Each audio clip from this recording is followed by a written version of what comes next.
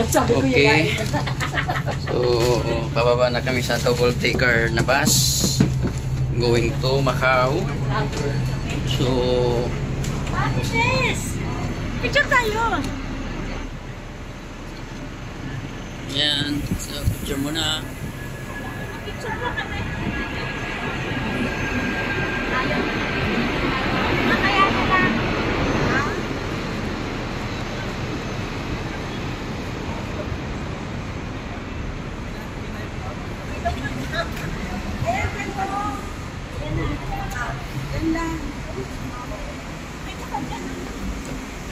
One more. Diba?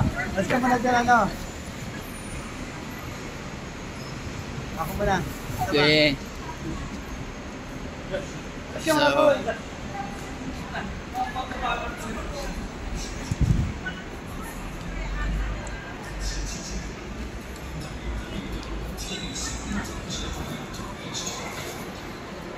Swan.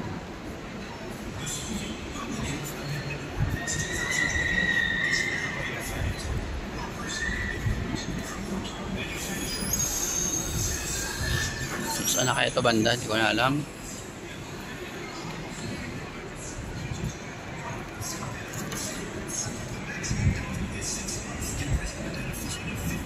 Saan sila? Okay. Dito na kami sa Macau. Immigration. So, pipila, haba. Tsaka malinis. Okay, so mabilis lang naman ang process sa ata, oh.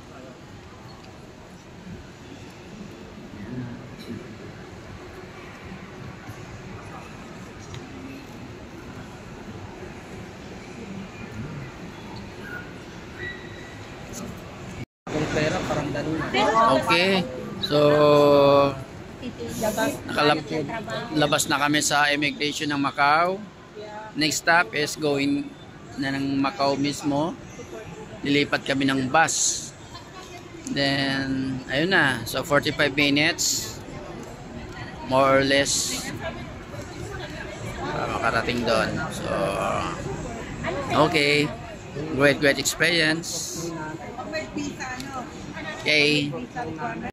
Okay, so may ticket na kami going to Macau. So, tap lang sila talaga dito. Wala silang cashless ang nila transaction. So, ang bilis-bilis. Okay.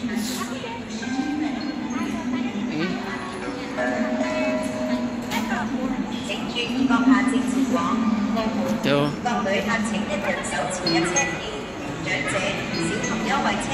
okay. Thank you very much. So, tinatap lang din nila tong ticket. Pag natap na, ayan na yung mga bus. Ayan na. So, ayan na yung mga bus going to Macau. Oh, ang daming turista talaga, grabe. Sobrang dami. Sobrang daming turista. Pila-pila. So, imagine mo kung gaano kaganda ang Macau. Great experience again. Okay. Mamaya ulit. Okay. So, pila na sa bus. Ayan na. So, pila-pila na tayo sa bus. So, for double decker. So, yung mga bus, ayan, sobrang taas. No, ayan, sobrang taas ng kanilang bus. Double decker. Macau Terminal. Ayan. So, pila-pila na yung tao.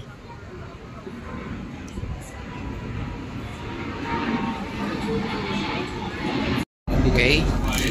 So, nasa bus na kami. Tatawid na kami ng dagat.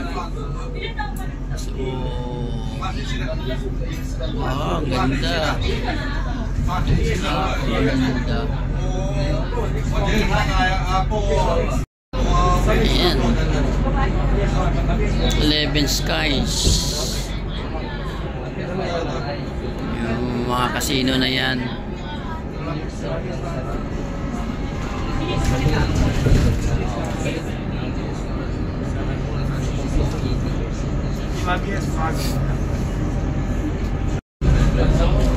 Sa ilalim ng dagat na kami. Oh, papuntang Macau.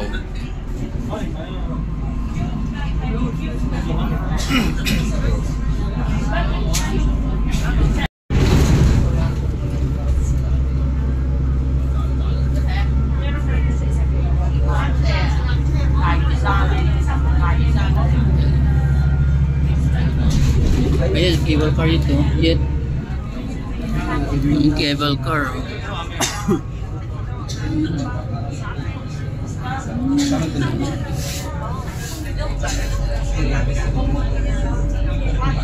Ayun, haba pa naman yung cable car.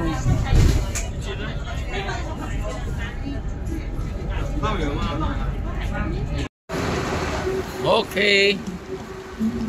Macau na kami with my travel buddy. So, ayan.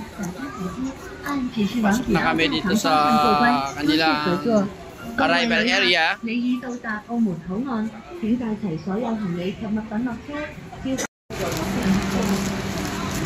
Yan, may mga bata pa oh. Si Tatang oh. Sila? Kuba-kuba na si Tatang. Lakas pa rin yan oh. No?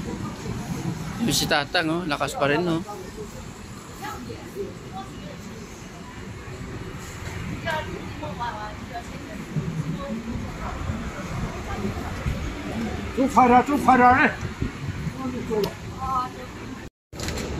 Okay. Going up na kami. Ang ganda dito. Tatlo-tatlong elevator nakahilera. Grabe. So, ayan. Madali-madali na.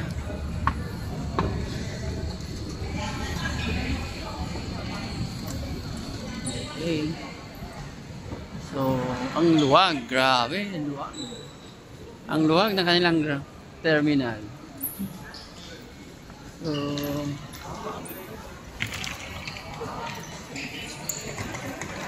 next, ano kaya nung next namin?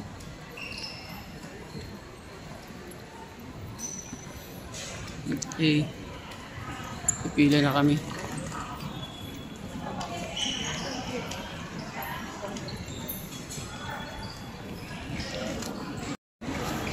Okay. Okay, pababa na kami.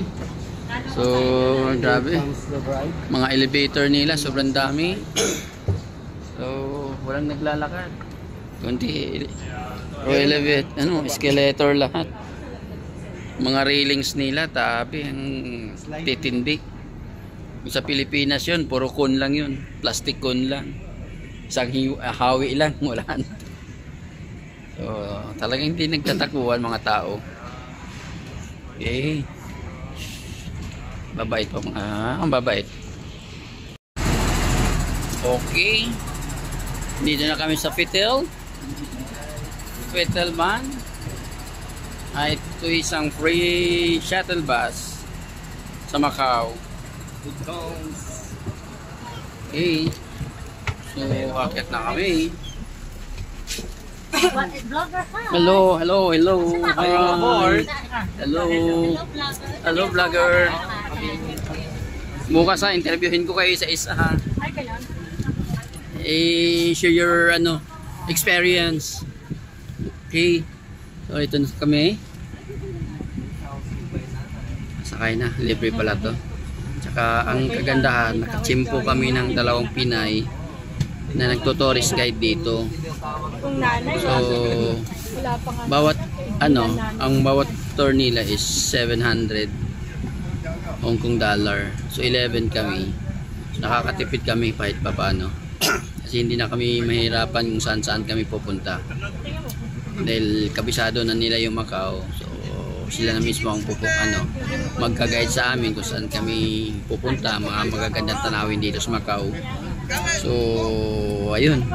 Dahil kababayan, murang-mura lang na yan. Okay, so mamaya ulit. Okay. So nakapasok na kami ng Hotel Macau.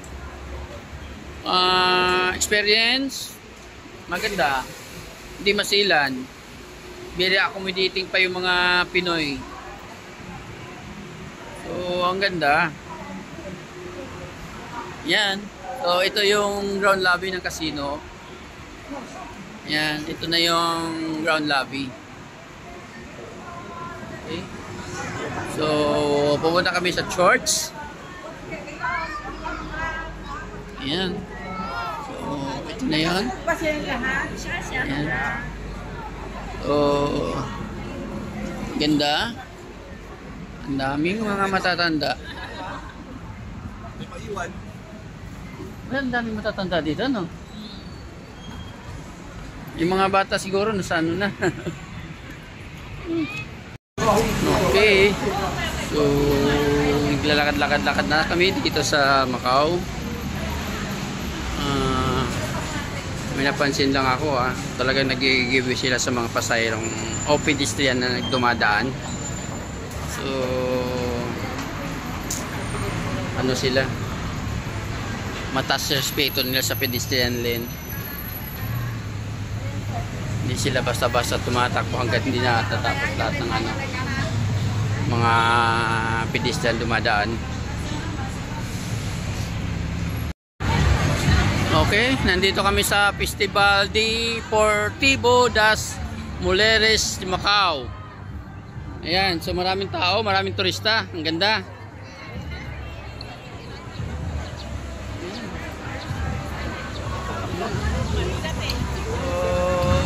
Ang ganda.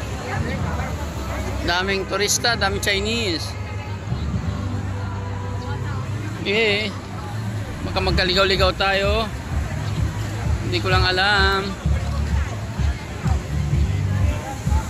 Wow, daming performer.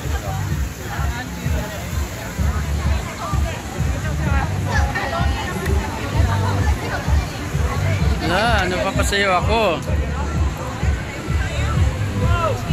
Okay. So, picture. Okay.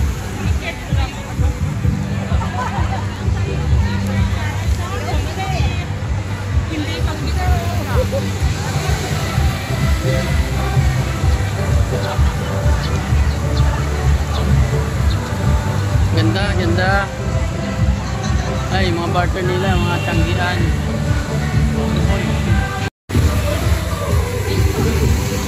Yan.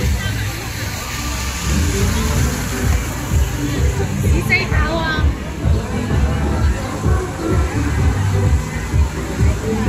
Come on.